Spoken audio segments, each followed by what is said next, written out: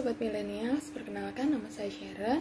Saya peserta Latsar CPNS Kementerian Sosial golongan 3 Angkatan 2 kelompok 1. Hari ini saya akan membahas tentang ASN Milenial Beretika. Kira-kira apa ya ASN Milenial Beretika itu? Kita simak ya. Yang pertama, pengertian etika. Etika lebih dipahami sebagai refleksi atas baik atau buruk, benar atau salah yang harus dilakukan atau bagaimana melakukan yang baik atau benar. Kemudian pengertian tentang kode etik. Aturan-aturan yang mengatur tingkah laku dalam suatu kelompok khusus, sudut pandangnya hanya ditujukan pada hal-hal prinsip dalam bentuk ketentuan-ketentuan tertulis. Nah, ini kode etik aparatur sipil negara berdasarkan Undang-Undang Nomor 5 Tahun 2014 tentang aparatur sipil negara yang terdapat dalam pasal 5 ayat 2. Dalam menjalankan profesinya, seorang ASN memang harus memegang kode etik dan perilaku. Karena tanpa kompetensi etika dapat membuat pejabat cenderung menjadi tidak peka, tidak peduli, dan diskriminatif, terutama pada masyarakat kalangan bawah. Etika publik sendiri menjadi refleksi kritis yang mengarahkan bagaimana nilai-nilai, kejujuran, solidaritas, keadilan, kesetaraan, dan lain-lain dipraktikkan dalam wujud keprihatinan dan kepedulian terhadap kesejahteraan masyarakat atau kebaikan orang lain. Dengan diterapkannya kode etik aparatur sipil negara, perilaku pejabat publik harus berubah. Yang pertama, berubah dari penguasa menjadi pelayan. Yang kedua, berubah dari wewenang menjadi peranan. Yang ketiga, menyadari bahwa jabatan publik adalah amanah yang harus dipertanggungjawabkan bukan hanya di dunia tapi juga di akhirat.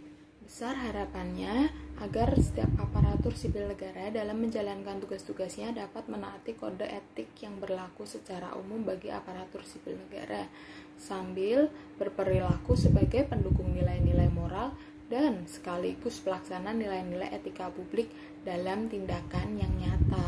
Diharapkan juga bagi para pemegang kekuasaan, di samping memperhatikan legitimasi sosiologis, legitimasi legal formal, atau norma-norma prosedur bagi keputusan yang dibuatnya, dan yang paling pokok adalah memperhatikan legitimasi etis. Lalu bagaimana ya strateginya agar kita bisa menjadi ASN milenial beretika?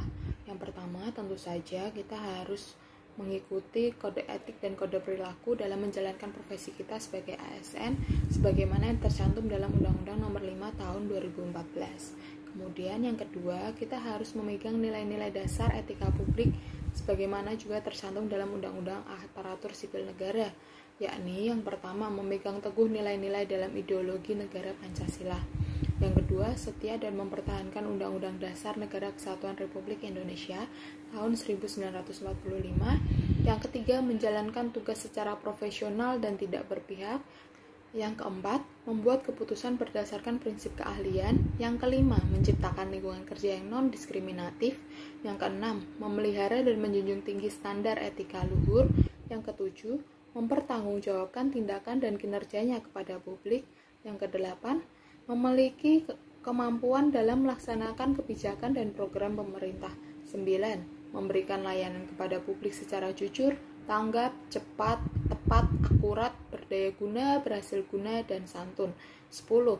Mengutamakan kepemimpinan berkualitas tinggi. 11. Menghargai komunikasi, konsultasi, dan kerjasama. 12. Mengutamakan pencapaian hasil dan mendorong kinerja pegawai. 13. Mendorong kesetaraan dalam pekerjaan. 14. Meningkatkan efektivitas sistem pemerintahan yang demokratis sebagai perangkat sistem karir. Sekian pembahasan kita kali ini mengenai ASN milenial beretika.